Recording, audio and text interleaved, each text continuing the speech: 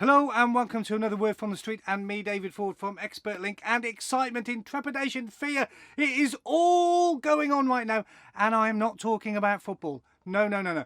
I am talking about the Next Steps Accommodation Programme, a programme that the government has very recently launched. It is absolutely fantastic. So let's talk about the good stuff first. Let's talk about what it is and then why I'm so excited. So the Next Steps Accommodation Programme is about supporting the guys who've been moved into accommodation, who are homeless or moving into homelessness, and those who are rough sleeping, who were moved out during the COVID pandemic. At that beginning, everyone in programme. And it's to support them. So the fund's split into two parts. There's 105 million initially that local authorities can apply for, which is to give some extra interim support.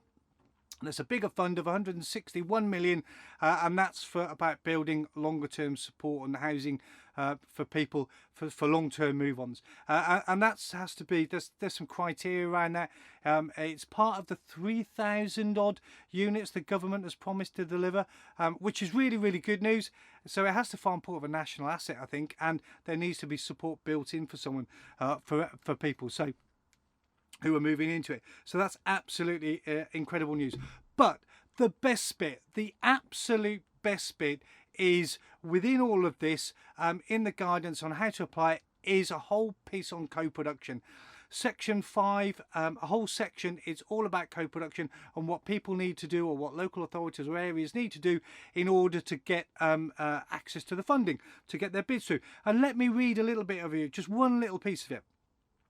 A little paragraph. As well as MHCLG, that's the Ministry of Housing, Communities and Local Government, Homes England and the GLA, Greater London Authority, co-production should be carried out in collaboration with relevant stakeholders and partners, including service users, support providers, health and social care commissioners, local voluntary organisations, probation services, registered providers and landlords, including service users. How fantastic is that? Now, I know before some of you jump on me, the label, David, it's awful. It is.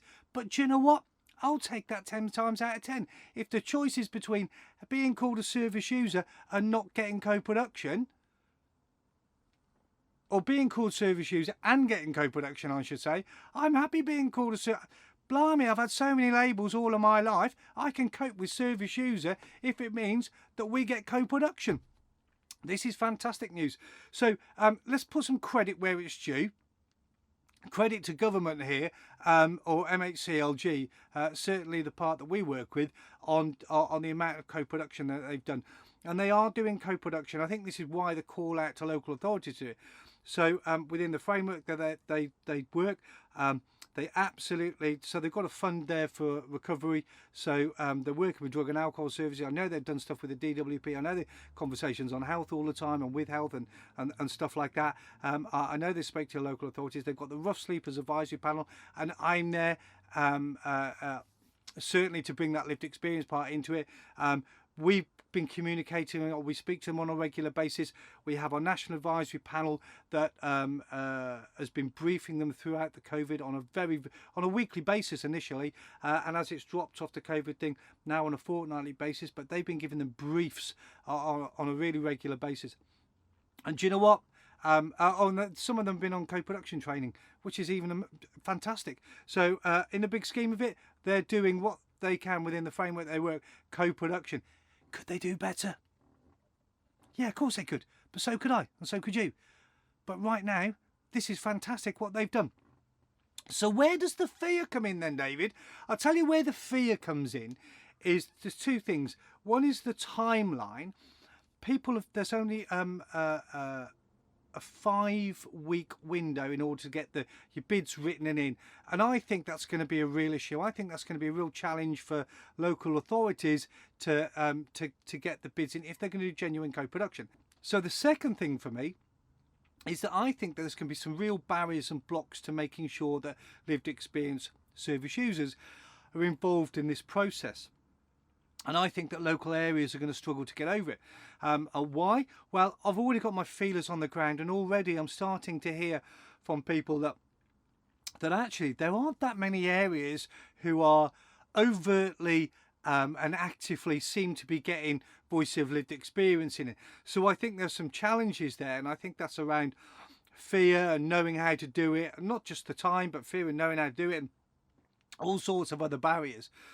So what can we do as a co-production community? Well, what you can do out there is you can challenge local authorities and partnerships and services in your areas, challenge them in a positive way, is to say, look, listen, where's the lived experience part of it? How's it forming part of this bid writing process? How's it forming the co-production and the design of this service that you're bidding for? And ask if it's not, say, well, if it's not, why not?